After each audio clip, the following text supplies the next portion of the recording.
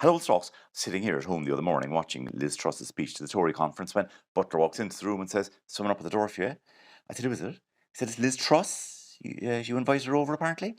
I said, "Yeah, but I was only messing. Shit." So I went up anyway, and she was up there in the vestibule, and I said, "Liz, you're very welcome."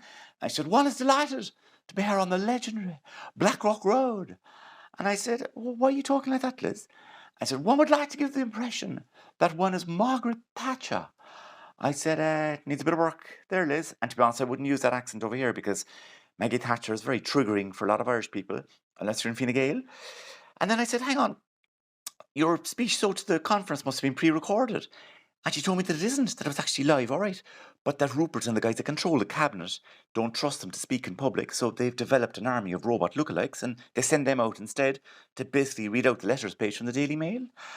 I said, "Fuck," I said, "actually, it's very impressive, because if you look at her and the thing, I mean, now, there was a bit of this, but, quite lifelike." She said, "Oh, yeah, like, they're constantly redeveloping it, and they'd in fact just released Liz Truss 5.3 last weekend, which has managed to take out 20% of the terror from behind her eyes, which is, certainly a step in the right direction."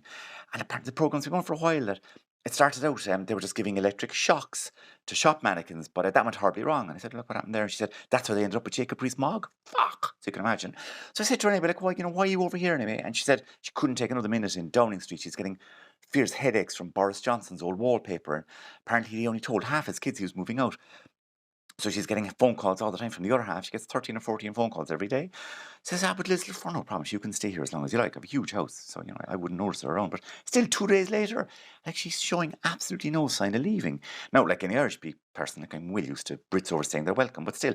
So I kind of know Rupert Murdoch a bit. So I rang him. I said, "Rupert, like, how do you get rid of Liz Truss?" He said, "Oh, I'm trying to figure that out myself, mate. If I come up with anything, I'll let you know." So grand. But in the meantime, guys, how do you get rid of Liz Truss?